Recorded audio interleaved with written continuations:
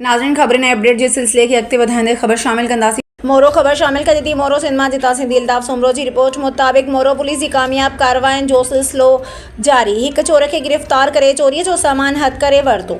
SHO मोरो राजा नवीद सरफराज़ कार्रवाई कंदे मोरो शहर मां हिकु चोर सालिम मामण खे गिरफ़्तार करे संदसि खान जांच दौरान सिविल अस्पताल मोरो मां असद जतोई जे घरां चोरी कयल कंप्यूटर हथ करे वरितो। कंप्यूटर हथ करण खां पोइ असद जतोई जे हवाले करे छॾियो। उन मौक़े ते SHO मोरो राजा नवीद सरफराज़ ॿुधायो त SSP नौशरो फ़िरोज़ सिंघार मलिक जे हुक्मनि ते कार्रवाइयुनि जो सिलसिलो जारी आहे। जंहिंखां पोइ असां हिकु चोर नाले सालिम मामण खे गिरफ़्तार करे संदसि जी निशानगी ते चोरीअ जो कंप्यूटर हथ करे असल मालिक असद जतोई जे हवाले करे छॾियो आहे। सामान वापसि मिलण जी ख़ुशी में असद जतोई पारां SHO राजा नवीद सरफराज़ जो शुक्रियो अदा कयो। शहर जो हिकिड़ो छोकिरो आहे, चोर आहे, सनी सुठी चोरियूं कंदो आहे। अधे चोरी थी 17 तारीख़ 17/10 ते 17/9 ते हुननि अहिड़ी NC कराई जो असां उन चोर जी निशानदेही ते रिकवरी कई आहे ऐं साईं वारनि जी हैंड ओवर कई आहे।